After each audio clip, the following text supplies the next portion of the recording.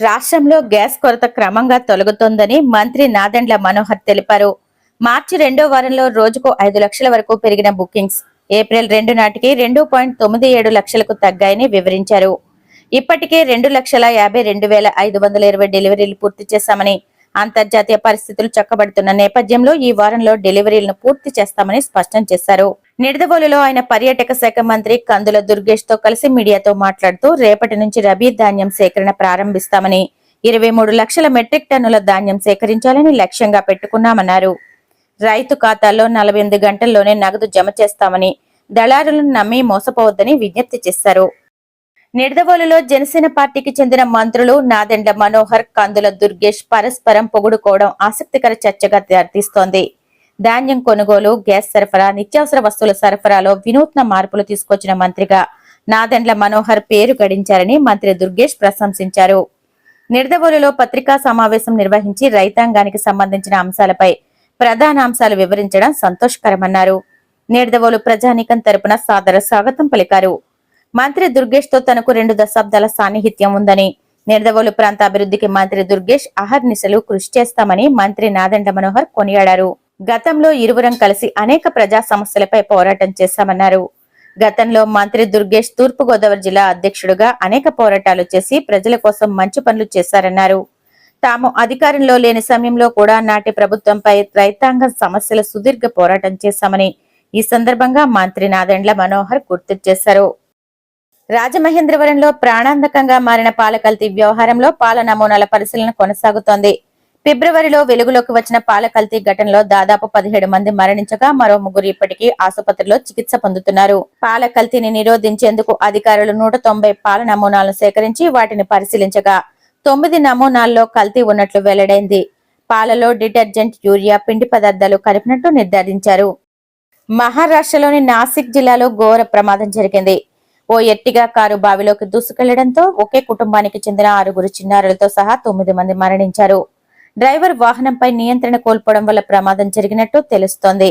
ఘటనపై స్థానిక పోలీసులు కేసు నమోదు చేసి ఇప్పటికే దర్యాప్తు ప్రారంభించారు.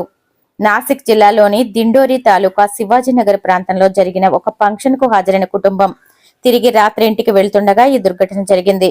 సహాయక చర్యల్లో భాగంగా పోలీసులు అధికారులు అర్ధరాత్రి సమయంలో 2 క్రేన్లు, ఈతగాళ్ల సహాయంతో కారును, అందులో చిక్కుకున్న వారిని బయటకు తీశారు.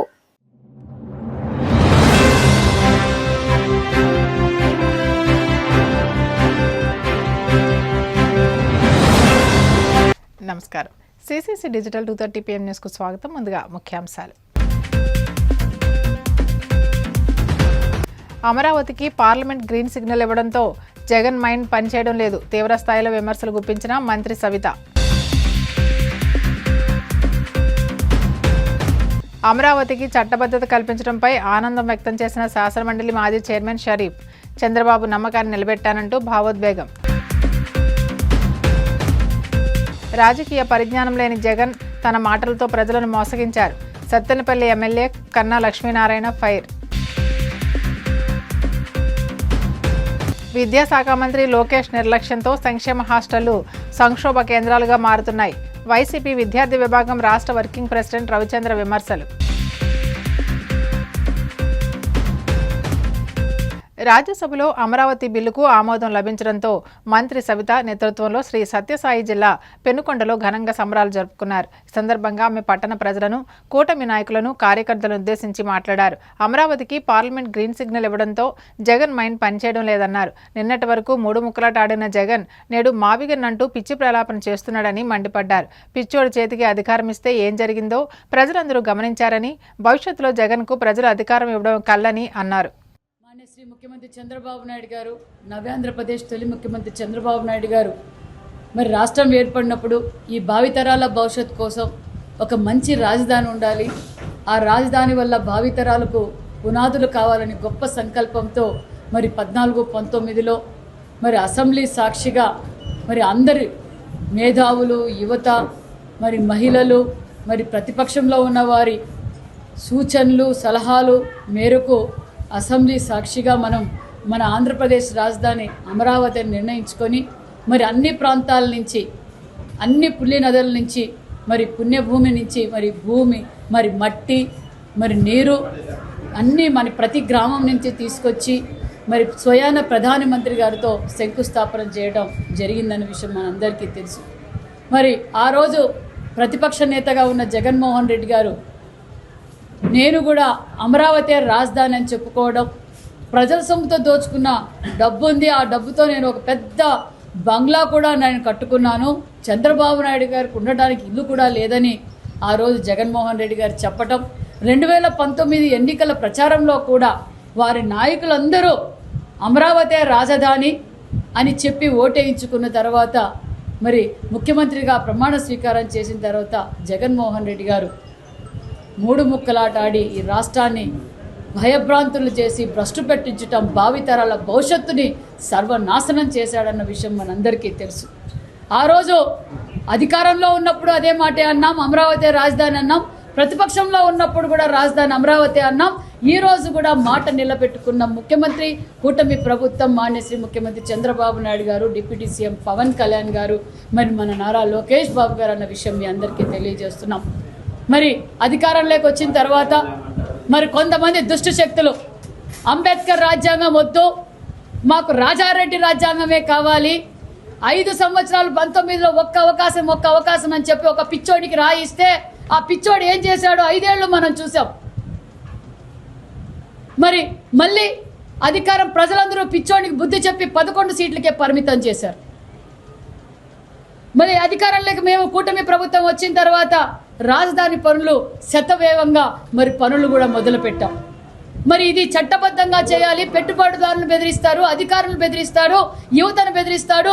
మళ్ళీ నేను అధికారంలోకి వస్తే 11 సార్లు జగన్మోహన్ రెడ్డి రాజధాని అమరావతిపై ఒకసారి నేను స్వాగతిస్తానంటారు, ఒకసారి నేను వద్దంటారు, నేను కాదు అన్నానంటాడు.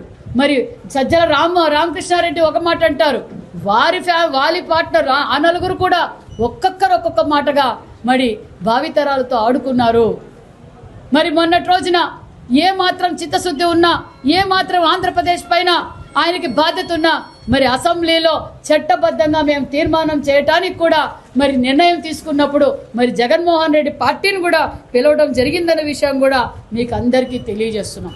మరి ఏ మాత్రం చిత్తశుద్ధి ఉన్నా అసెంబ్లీకి రారు, ఇంకా రాజారెడ్డి రాజ్యాంగమే అమలుపరచాలంటారు, అసెంబ్లీలో ఏ రోజు వచ్చి చర్చించరు. మరి ఈరోజు ఏదైతే ముఖ్యమంత్రి గారు చంద్రబాబు నాయుడు గారికి నీతి, నిజాయితీ, నిబద్ధత, భావితరాల భవిష్యత్తు కోసం ఒక విజన్ ఉన్న నాయకుడు కాబట్టే మరి ఈరోజు ఆంధ్రప్రదేశ్లో మనం తీర్మానం చేసి పంపించాం, కేంద్రానికి పంపించాం. నిన్నటి రోజున మరి పార్లమెంట్లో మరి లోక్సభలో పాస్ కావడం, ఈరోజు రాజ్యసభలో పాస్ కావడం నిజంగా యావత్ 5 కోట్ల ఆంధ్రప్రదేశ్ ప్రజలందరి తరఫున మరి ప్రధానమంత్రి నరేంద్ర మోడీ గారికి, అదేవిధంగా అమిత్ షా గారికి, ముఖ్యంగా మన ముఖ్యమంత్రి చంద్రబాబు నాయుడు గారికి, డిప్యూటీ సీఎం గారికి, లోకేష్ బాబు గారికి ప్రత్యేకమైన ధన్యవాదాలు కూడా తెలియజేస్తున్నాం. గత ప్రభుత్వ హయాంలో శాసనమండలిలో జరిగిన 3 రాజధానుల బిల్లు చర్చ సందర్భంగా తనపై తీవ్ర దౌర్జన్యం జరిగిందని శాసనమండలి మాజీ చైర్మన్ ఎంఏ షరీఫ్ సంచలన ఆరోపణలు చేశారు. అప్పటి మంత్రుల్లో ఒకరు తనపై చేయి చేసుకోగా మరొకరు తన పుట్టుకను ప్రశ్నిస్తూ దారుణంగా దూషించారని ఆయన తీవ్ర ఆవేదన వ్యక్తం చేశారు. అమరావతిని ఏపీ ఏకైక రాజధానిగా గుర్తిస్తూ పార్లమెంట్ చట్టం చేయడంతో మంగళగిరిలోని టీడీపీ కేంద్ర కార్యాలయంలో ఎన్టీఆర్ భవన్లో నిర్వహించిన సంబరాల్లో షరీఫ్ పాల్గొన్నారు. ఈ సందర్భంగా ఆయన నాటి పరిణామాలను గుర్తు చేసుకుని భావోద్వేగానికి గురయ్యారు. ఆ సందర్భంగా జరిగింది. మళ్ళీ ఈ బిల్లు మీద చర్చ వచ్చేటప్పుడు లేదు సెలెక్ట్ కమిటీకి పంపించడానికి వీలు లేదు, వాళ్ళు ఇచ్చిన నోటీసు లేటుగా ఇచ్చారని ఆ సాకుతో మమ్మల్ని ఇబ్బంది పెట్టారు. ఆ రకంగా సభని జరగకుండా ఆపారు. అయినా కూడా నాకుండే పవర్స్ ని బట్టి ఆ నోటీస్ ని పరిగణలో తీసుకుని మరి ఆనాడు ఒక నిర్ణయం తీసుకోవడం జరిగింది. ముందుగానే 27 మంది డిజోన్ చేసిన అభిప్రాయానికి అనుగుణంగా కేవలం 9 మంది మాత్రమే వైఎస్ఆర్సీపీ వాళ్ళు వ్యతిరేకించిన ఆ ఓటింగ్ ప్యాటర్న్ దృష్టిలో పెట్టుకుని మరి ఎవరైతే వామపక్షాలు కానీ బీజేపీ వాళ్ళు కానీ న్యూట్రల్గా ఉండిపోయారో, అటు సమర్థించకుండా ఇటు వ్యతిరేకించకుండా ఉండిపోయారో అవన్నీ పరిగణలో తీసుకుని ఆనాడు మరి నాకు చెప్పే పరిస్థితి ఇప్పుడు చెప్పడం బాగుండదేమో కానీ ఏ రకంగా బెదిరించాలో ఆ రకంగా బెదిరించారు. వాళ్ళందరూ కూడా ధనవంతులు, కోటీశ్వరులు. వాళ్ళ మీద కేసులు పెడితే సుప్రీంకోర్టులో వాదించుకుంటారు, హైకోర్టులో వాదించుకుంటారు. నీకెక్కడ డబ్బు ఉంది, నువ్వు ఎలాగ బతకగలుగుతావు, నిన్ను అంతం చూస్తావు అని కూడా బెదిరించారు. ఆ రకంగా డబ్బులతో కానీ, పదవులతో కానీ, ఉద్యోగాలతో కానీ అన్ని రకాలుగా చెప్పారు. నేను ఒకటే చెప్పాను, ఏదైనా చేయాలనుకుంటే నేను రూల్ ప్రకారంగా చేస్తాను, దేనికి తలొగ్గే పరిస్థితి లేదు, రూల్ ఎలాగుంటే అలా చేస్తాను, మీరు నా మీద ఒత్తిడి తీసుకురాకండి అని గట్టిగా చెప్పిన తర్వాత అయితే రూల్ ప్రకారంగా చేయండి, మీరు అయితే ఆమోదించండి, లేకపోతే దీన్ని రిజెక్ట్ చేయండి అని చెప్పారు. అలా కూడా భయపెట్టించారు. నాకు ఎవరైతే అక్కడ శాసన మండలిలో నాకు ఉండే సిబ్బంది ఎవరైతే ఉన్నారో ఆ సిబ్బందిని కూడా నా దగ్గర రాకుండా, ఎటువంటి సలహాలు ఇవ్వకుండా, ఎటువంటి సూచనలు ఇవ్వకుండా నా దగ్గరికి పొలిమేరలో కనపడకుండా చేశారు. మరి తెలుగుదేశం పార్టీ పరంగా అచ్చెన్నాయుడు గారు కానీ, అదే రకంగా సత్యప్రసాద్ గారు కానీ నా దగ్గరకు వచ్చి కలిసి మాట్లాడిన వెంటనే మళ్ళీ తండోపతండాలుగా వాళ్ళందరూ వచ్చేసేవారు. ఒక్క ముఖ్యమంత్రి తప్ప మిగతా వాళ్ళందరూ వచ్చి నా రూమ్లో కూర్చొని అన్ని రకాలుగా ఇబ్బంది పెట్టారు.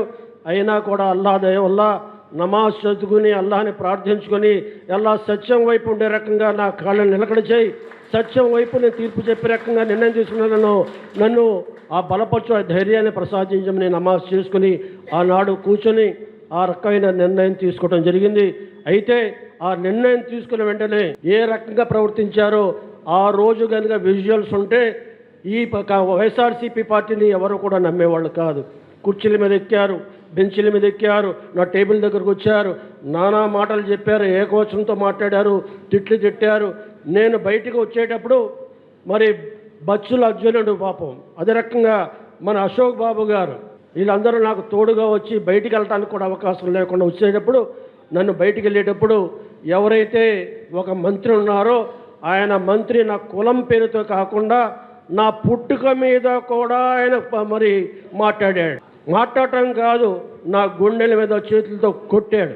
ఆ రకమైన పరిస్థితులు కేవలం సత్యం కోసం, ధర్మం కోసం, న్యాయం కోసం, ప్రజల పక్షాన నిలబడ్డ చంద్రబాబు నాయుడు కోసం సహించి ఓర్పుతో సహనంతో మళ్ళీ బయటకు వచ్చి సభా గౌరవం పోకూడదు, సభా గౌరవాన్ని కాపాడాలనే ఉద్దేశంతో వాళ్ళ మీద ఎవరి మీద కక్ష పెట్టుకోకుండా వాళ్ళు మళ్ళీ ప్రయత్నం చేశారు. మా మాట వినలేదు కాబట్టి ఈ శాసన మండలిని రద్దు చేస్తామని బెదిరించారు. రద్దు చేస్తామని చెప్పడమే కాకుండా తీర్మానం కూడా చేసి కేంద్రానికి పంపించారు. కేంద్రం నుండి ఆ తీర్మానం జరుగుద్దో లేదో కానీ షరీఫ్ మటుకు చైర్మన్గా ఉండటానికి వీల్లేదు. ఆ రకంగా మీరు షరీఫ్ని దింపడానికి మరి జనాల్లో మీరు సంతకాలు సేకరించండి, తెలుగుదేశం పార్టీ వాళ్ళకి చెప్పండి, షరీఫ్ మూలంగా శాసన మండలి రద్దు అయ్యే పరిస్థితి వచ్చింది, మీ పదవులు పోయే పరిస్థితి వచ్చింది. మీరు కనుక ఇప్పుడైనా సరే షరీఫ్ని పదవుచ్యుడు చేయడానికి మీరు మాకు సహకరిస్తే శాసన మండలి లాగా కొనసాగిస్తామని చెప్పి నన్ను చైర్మన్ పదవి నుంచి దింపడానికి కూడా వాళ్ళు చేసిన ప్రయత్నం. 2019 ఎన్నికల్లో అమరావతి రాజధాని హామీ ఇచ్చి 3 రాజధానులతో మోసం చేసిన జగన్ ప్రజలకు, రైతులకు క్షమాపణ చెప్పాలని సత్తెనపల్లి ఎమ్మెల్యే కన్నా లక్ష్మీనారాయణ డిమాండ్ చేశారు. వైసీపీ నాయకులు ఉత్తరాంధ్రలో అరాచకాలకు తెరతీశారని, రాజకీయ పరిజ్ఞానం లేని జగన్ తన మాటలతో ప్రజలను మోసగించారని విమర్శించారు. 2019 ఎన్నికల్లో ఒక్క ఛాన్స్ అని చెప్పేసి రాష్ట్రం అంతా తిరిగినటువంటి జగన్మోహన్ రెడ్డి నేను అధికారంలోకి వస్తే కూడా అమరావతినే రాజధానిగా ఉంచుతాను అని చెప్పేసి బయట చెప్పాడు, లోపల చెప్పాడు. మీకు గుర్తుండి ఉంటుంది, అందరూ కూడా గుంటూరు జర్నలిస్టులే, మీరంతా ఉండుంటారు. 2019లో మన ఓల్డ్ బస్ స్టాండ్ దగ్గర మీటింగ్ పెట్టాడు జగన్మోహన్ రెడ్డి, గుర్తుందా? మీలో ఉన్నారా? ఎవరన్నా ఉన్నారు కదా. ఆ మీటింగ్లో రాజధాని గురించి జగన్మోహన్ రెడ్డి క్లారిటీ ఇస్తాడా లేదా అని చెప్పేసి నేను టీవీలో లైవ్ చూస్తూ అబ్జర్వ్ చేస్తున్నాను. కానీ ఆ మీటింగ్లో నేను అధికారంలోకి వస్తే ఖచ్చితంగా అమరావతి రాజధాని ఉంచుతానని చెప్పేసి ఆ రోజున క్లారిటీ ఇచ్చాడు గుంటూరు ప్రజలకి. కానీ అధికారంలోకి రావడంతోనే మాట తిప్పను, మడమ తప్పను అని చెప్పుకునేటువంటి పెద్ద మనిషి మాట తప్పి 3 రాజధానులని 3 ముక్కలు ఆడి రాష్ట్రానికి రాజధాని లేకుండా చేశాడు. నేను మొదటి నుంచి కూడా అమరావతి రాజధాని మీద బీజేపీలో ఉన్నప్పటి నుంచి కూడా అమరావతి రాజధాని మీద ఫైట్ చేశాం. I was the first politician Amaravati రైతుల్ని అమరావతి వెళ్ళి రైతుల్ని విజిట్ చేసినటువంటి పాలిటిషియన్ని. ఆ రోజున అమరావతి రైతులకి ధైర్యం చెప్పి భారతీయ జనతా పార్టీ మీ వెంట ఉంటుంది అని చెప్పేసి ఆ రోజున ధైర్యం చెప్పి వచ్చినటువంటి పరిస్థితి. అటువంటిది 3 రాజధానుల పేరుతో రాష్ట్రానికి రాజధాని లేకుండా తన స్వలాభం కోసం, స్వార్థం కోసం విశాఖపట్నాన్ని సర్వనాశనం చేసినటువంటి విషయం ఈ రాష్ట్ర ప్రజలందరికీ తెలుసు. ఉత్తరాంధ్ర ప్రజలు వీళ్ళని చూస్తే బెంబేలెత్తిపోయేటువంటి పరిస్థితులు. ఆ 5 సంవత్సరాలు వీళ్ళు చేసినటువంటి అరాచకాలు ఉత్తరాంధ్రలో సామాన్యమైనటువంటి అరాచకాలు చేయలే. 2024లో వాళ్ళు 3 రాజధానుల మీద ఎన్నికలకు వెళ్ళారు. రాష్ట్రంలో సంక్షేమ హాస్టళ్లు రోజురోజుకి మరింత దుర్భరమవుతున్న విద్యాశాఖ మంత్రి నారా లోకేష్ కనీసం దృష్టి పెట్టడం లేదని, మంత్రి నిర్లక్ష్యం హాస్టల్ విద్యార్థుల పాలిట శాపంలా మారుతుందని వైసీపీ విద్యార్థి విభాగం రాష్ట్ర వర్కింగ్ ప్రెసిడెంట్ రవిచంద్ర విమర్శించారు. చివరకు హాస్టల్లో విద్యార్థులకు ఎలకలు కొరకడం అక్కడి దారుణ పరిస్థితికి అద్దం పడుతుందని గుర్తు చేశారు. రాష్ట్రంలో సంక్షేమ హాస్టల్ దుర్భర పరిస్థితులపై హైకోర్టు స్వయంగా గత ఏడాది డిసెంబర్ 31న మొట్టికాయలు వేసినా ప్రభుత్వంలో కనీస మార్పు రాలేదని ఆక్షేపించారు. విద్యార్థులు చనిపోయారు హాస్టళ్లలో. దాని మీద రాష్ట్ర హైకోర్టు ప్రభుత్వాన్ని నివేదిక కోరింది. డిసెంబర్ 31వ తారీఖున ఇది జరిగింది. ఆ తర్వాత ఇప్పటికీ 3 నెలలు గడుస్తా ఉంది. ఈ 4 నెలలు గడుస్తా ఉంది. ఈ 4 నెలల కాలంలో రాష్ట్ర ప్రభుత్వం రాష్ట్ర హైకోర్టుకి ఇచ్చిన నివేదిక ఆధారంగా ఏం చర్యలు తీసుకుందో ఇప్పటి వరకు తెలియని ఒక సందిగ్ధ స్థితి రాష్ట్రంలో నెలకొని ఉంది. ఎందుకంటే రాష్ట్రంలో సంక్షేమ హాస్టళ్లలో విద్యార్థులు అనేక ఇబ్బందులు గురవుతా ఉన్నారు. ఒకవైపు పౌష్టికాహారం దొరక్క విద్యార్థులు జీవోత్సవాల్లాగా హాస్టల్లో తినాల్సిన దుస్థితి ఉంది. కొన్ని హాస్టళ్లలో విద్యార్థులు భోజనాలు తినలేక బయటపడేస్తా ఉన్నారు. మరికొన్ని హాస్టల్లో ఏం జరుగుతూ ఉందంటే కుక్కలు, పందులు, పాములు, ఎలుకలతోటి సహవాసం చేయాల్సిన దుస్థితి ఏర్పడింది విద్యార్థులకి. ఈ మాట ఎందుకంటున్నామంటే నిన్న ఏప్రిల్ 1వ తారీఖు విశాఖపట్నం జిల్లా సింహాచలంలో మహాత్మా జ్యోతిరావు పూలే బాలుర బీసీ గురుకుల హాస్టల్లో విద్యార్థుల్ని ఎలుకలు గరిశాయి. ఇదే హాస్టల్లో మహాత్మా జ్యోతిరావు పూలే సింహాచలం బీసీ బాలుర గురుకుల హాస్టల్లో మార్చి 26వ తారీఖున 3 మార్చి 27వ తారీఖున 2 నిన్న ఏప్రిల్ 1వ తారీఖున 5 ఎలకలు గరిశాయి. మార్చి 26వ తారీఖున ఎలకలు గరిసిన తర్వాత పిల్లలు హాస్పిటల్కి వెళ్లి చికిత్స తీసుకున్న తర్వాత సంక్షేమ హాస్టల్ విద్యార్థులు ఏం చర్యలు తీసుకున్నారు? ఈ రాష్ట్ర ప్రభుత్వం ఏం చర్యలు తీసుకుంది? మళ్ళీ మార్చి 27న ఎలకలు గరిశాయి. మళ్ళీ ఏప్రిల్ 1వ తారీఖున ఎలకలు గరిశాయి. ఇదే కాకుండా ఈ మధ్య ఎన్టీఆర్ జిల్లా ఏకొండూరు మండలంలో కేజీబీ కస్తూర్బా గాంధీ బాలికల విద్యాలయంలో 11 మంది విద్యార్థుల్ని ఎలుకలు గరిశాయి. పిల్లల్ని హాస్టల్ కి తీసుకెళ్లారు. ఈ రాష్ట్ర విద్యాశాఖ మంత్రి, సాంఘిక సంక్షేమ శాఖ మంత్రి డోలా వీరాంజనేయులు గారు గాని, రాష్ట్ర బీసీ సంక్షేమ మంత్రి సవిత గారు గాని, ఈ రాష్ట్ర విద్యాశాఖ మంత్రి షాడో సీఎం లాగా వ్యవహరిస్తున్న నారా లోకేష్ గారు గాని, ఈ 3 మంత్రులు ఎవ్వరూ ఈ హాస్టల్ని సందర్శించి విద్యార్థులకు ధైర్యం చెప్పి హాస్టల్లో కనీస ప్రమాణాలు పెంపొందిస్తాము, చర్యలు తీసుకుంటాము, మీరు భయపడద్దు, అధైర్యపడద్దు, మేమున్నామనే ఒక భరోసా ఇవ్వలేదు. ఇప్పటి వరకు ఏ హాస్టల్ను సందర్శించలేదు. మొన్న కొండూరులో పిల్లలు భోజనం బాగాలేదని బయటపడేస్తే అది వీడియో వైరల్ అయితే నారా లోకేష్ గారు ఆ హాస్టల్ని, ఆ స్కూల్ని సందర్శించి పిల్లలతోటి నామమాత్రంగా 2 మెతుకులు భోజనం తినేసి నేనున్నాను, నేను అన్ని చేస్తాననే పిల్లలకి ధైర్యం ఇచ్చినట్టు నటించి టీవీల్లో, పేపర్లో ప్రాపగండా చేసుకోవడం కోసం ఒక షో ఈవెంట్ లాగా దాన్ని నిర్వహించి నారా లోకేష్ గారు వచ్చారు. నారా లోకేష్ గారు కొండూరు హాస్టల్ ని సందర్శించి 10 రోజులు గడవక ముందే ఈ రాష్ట్రంలో సంక్షేమ హాస్టల్లో జరుగుతా ఉన్న ఘటనలు ఏంటంటే అన్నమయ్య జిల్లా పుంగనూరులో మండల పరిషత్ పాఠశాలలో విద్యార్థులు తింటున్న భోజనంలో బల్లిపడింది. దాంతో సాంబార్లో బల్లిపడితే ఆ పిల్లలు భోజనం చేశారు. 5 విద్యార్థుల్ని తీసుకెళ్లి హాస్పిటల్లో చికిత్స అందిస్తున్నారు. నిన్న జరిగింది ఏప్రిల్ 1వ తారీఖున. ఇదే ఏప్రిల్ 1వ తారీఖున విశాఖపట్నం జిల్లా సింహాచలంలో జరిగింది మహాత్మా జ్యోతిరావు పూలే బీసీ బాలుర గురుకుల పాఠశాలలో. ఈ రాష్ట్ర విద్యాశాఖ మంత్రి పిల్లలు ఇంత దౌర్భాగ్యకరమైన, ఇంత దారుణమైన పరిస్థితుల్లో హాస్టల్లో ఉంటే మొన్న ఆయన ఏం చేస్తా ఉన్నారు? నిన్న టీవీల ముందు అతుక్కొని టీవీలు చూసి టీవీ ముందు కూర్చొని ఈ దేశ పార్లమెంట్ లో జరుగుతున్న చర్చని వింటున్నట్టు దాన్ని సోషల్ మీడియాలో పోస్ట్ చేసి పెద్ద ఎత్తున ప్రాపగండ చేస్తా ఉన్నారు. ఇదే నారా లోకేష్ గారిని మా వైఎస్ఆర్సీపీ విద్యార్థి విభాగం తరఫున ఒకటే డిమాండ్ చేస్తా ఉన్నాం. మీరు చూస్తున్న అదే టీవీలో మా హాస్టల్ విద్యార్థులకు సంబంధించిన కథనాలు ప్రసారం అవుతా ఉంటే మీరు ఈ రాష్ట్ర విద్యాశాఖ మంత్రిగా మీరేం చేస్తా ఉన్నారు? ఏం స్పందించారు? రాష్ట్ర అధికారులను గాని ఆ జిల్లాలో ఉన్న సంక్షేమాధికారులను గాని మీరు పంపించారా?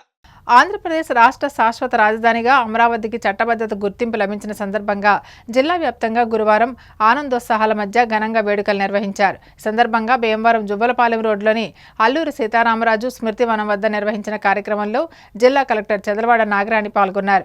అల్లూరి సీతారామరాజు విగ్రహానికి పూలమాలలు వేసి నివాళులర్పించారు. ఈ సందర్భంగా జిల్లా కలెక్టర్ మాట్లాడుతూ పార్లమెంట్లో రాజధానిగా అమరావతికి చట్టబద్ధత రావడం పట్ల చాలా ఆనందంగా ఉందన్నారు. అమరావతికి శాశ్వత రాజధానిగా చట్టబద్ధత కల్పించడానికి కృషి చేసిన దేశ ప్రధాని మోడీ, ముఖ్యమంత్రి చంద్రబాబు, ఉప ముఖ్యమంత్రి పవన్ కళ్యాణ్కు ప్రతి ఒక్కరికి అభినందన తెలియజేశారు. రాష్ట్ర అభివృద్ధి కోసం అందరూ కలిసికట్టుగా కృషి చేయాలని పిలుపునిచ్చారు. తదుపరి జిల్లా కలెక్టర్ చదలవాడ నాగరాణి, జిల్లా SP Adnan Nayeem Asmi, joint collector T Rahul Kumar Reddy సంయుక్తంగా కేక్ కట్ చేసి స్వయంగా స్వీట్స్ పంపిణీ చేశారు.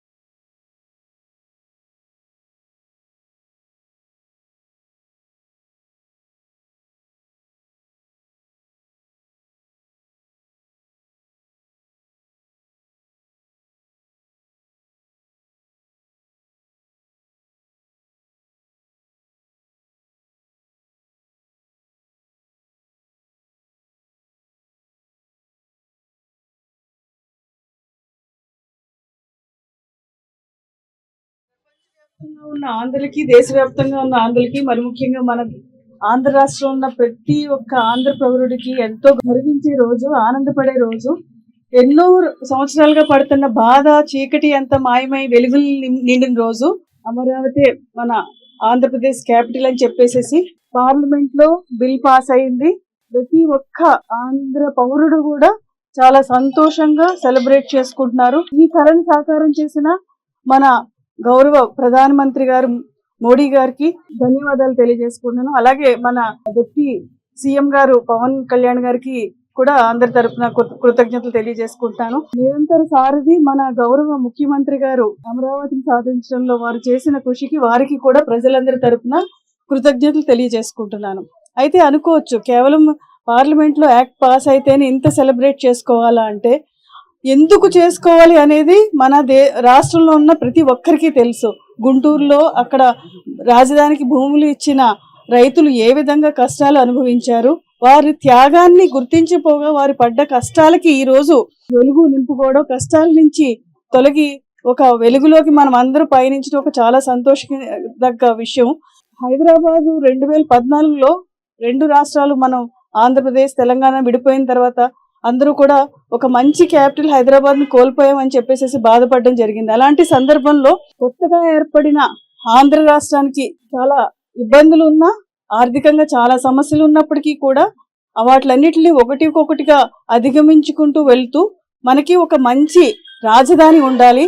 ఆ రాజధానిలో అభివృద్ధి చెందిన దేశాల్లో ఉన్న మౌలిక వసతులు, సదుపాయాలు, ఇన్ఫ్రాస్ట్రక్చరు భవిష్యత్ తరాలందరూ కూడా గర్వపడే విధంగా అక్కడ మన క్యాపిటల్ ఉండాలన్న ఒక మంచి సంకల్పంతో అభివృద్ధికి కారకమైన ఒక క్యాపిటల్ ని మన గవర్నమెంట్, మన సీఎం గారు ప్లాన్ చేయడం జరిగింది. ఆ కళ అంతా కూడా ఇప్పుడు సాకారం అవడానికి మనం ముందడుగులు వేయడం చాలా సంతోషించదగ్గ విషయం. ఈ రోజు ప్రతి ఒక్కరికి కూడా నా యొక్క హార్దిక శుభాకాంక్షలు తెలియజేస్తూ, దీనికి శ్రమపడిన ప్రతి నాయకుడికి కూడా మన యొక్క కృతజ్ఞత అభివందనలు తెలియజేయాలని చెప్పేసి ఈ రోజు చాలా ముఖ్యమైన రోజు. 2 ఏప్రిల్ ఫైనలీ అమరావతికి లీగల్ శాంక్టిటీ ఈ రోజు వచ్చింది. So long cherish dream Andhra people కి ఒకటి రీఆర్గనైజేషన్ టైం కు తెలుగు స్టేట్ లాగా వచ్చింది. తర్వాత ఈ రోజు ఒక మంచి రోజు మనకి రెజల్యూషన్ ముందు మన అసెంబ్లీ సెషన్, తర్వాత రాజ్యసభ, లోక్సభ, నిన్న రాజ్యసభ ఇక్కడ finally it has become an act. So ఇప్పటి నుంచి ఫర్దర్ గా స్పీడ్ గా మన డెవలప్మెంట్ పెరుగుతున్నాయి మన స్టేట్ కి. So it will be beneficial for all of us. So అందరికీ శుభాకాంక్షలు. హిస్టరీలో ఒక హిస్టారికల్ డే అని చెప్పుకోవచ్చు. స్టేట్ ఫామ్ అయ్యి ఆల్మోస్ట్ 12 years అవుతుంది జూన్కి. ఇప్పటి వరకు మనకు క్యాపిటల్ అనేది ఒక నిర్దిష్టంగా ఈ ప్రదేశం క్యాపిటల్ అని చెప్పుకోవడానికి లీగల్గా లేని పరిస్థితిలో ఈరోజు పార్లమెంట్ నుంచి ఆమోదం పొందడం సో ప్రజలందరికీ, ఆంధ్రప్రదేశ్ ప్రజలందరికీ కూడా మర్చిపోలేని రోజు. ముఖ్యంగా క్యాపిటల్ అనేది జాగ్రఫికల్ గా, ఎకనామికల్ గా చెప్పాలంటే క్యాపిటల్ అనేది ఒక గ్రోత్ ఇంజన్ లాగా ఉంటుంది. ఇన్వెస్ట్మెంట్ ని అట్రాక్ట్ చేయాలన్నా, పొలిటికల్ స్టెబిలిటీని రిఫ్లెక్ట్ చేయాలన్నా, కల్చరల్ జోన్ గా ఉండాలన్నా క్యాపిటల్ అనేది ఒక symbolic of any representation of any state. అలాంటి మన ఆంధ్రప్రదేశ్ కి Amaravati equidistant from all the reasons. In fact చెప్పాలంటే ఇటు రాయలసీమకి, ఇటు ఉత్తరాంధ్ర, కోస్తాంధ్ర, ఏదైతే మన గోదావరి జిల్లాలో అన్నిటికీ కూడా అందరికీ యాక్సెసిబిలిటీ ఉంటూ కృష్ణా నది ఒడ్డున ఒక ఆహ్లాదకరమైన వాతావరణంలో మనం క్యాపిటల్ ని డెవలప్ చేసుకోబోతున్నాం. దానికి సంబంధించి హానరబుల్ సీఎం గారి ఆధ్వర్యంలో ఒక లాంగ్ టర్మ్ విజన్ తో ప్లాన్స్ అనేవి డెవలప్ చేసుకోవడం జరిగింది. ఆ ప్లాన్ అన్నిటికీ కూడా ఈ రోజు ఒక లీగల్ శాంక్టిటీ దొరికి చిరకాలంగా ఉండేదానికి ఒక పర్మనెంట్ క్యాపిటల్ గా ఇది డిక్లేర్ చేయడం జరిగింది. ఇదందరికీ ఒక పండుగ వాతావరణంలో ఈరోజు సెలబ్రేట్ చేసుకోవడం, ఇది ప్రజలకి కూడా తీసుకెళ్ళాలి. ఎందుకంటే ఇన్ఫాక్ట్ 2014 to 19 చూస్తే ప్రతి ఒక్కరి భాగస్వామ్యంతో క్యాపిటల్ డెవలప్మెంట్ చేయాలని చెప్పి ఆనరబుల్ సీఎం గారి డైరెక్షన్స్ కూడా ఇచ్చాయి. దాన్ని బట్టి ఒక పీపుల్స్ మూవ్మెంట్ కూడా ఆ టైంలో జరిగింది. మళ్ళీ చూస్తే దేశం మొత్తం కూడా ఇర్రెస్పెక్టివ్ ఆఫ్ పొలిటికల్ లైన్స్ అందరూ కూడా సపోర్ట్ చేసి ఈ బిల్లుకి ఆమోదం పొందడం ఈ రోజు మనం సెలబ్రేట్ చేసుకోవడం చాలా ఆనందంగా ఉంది.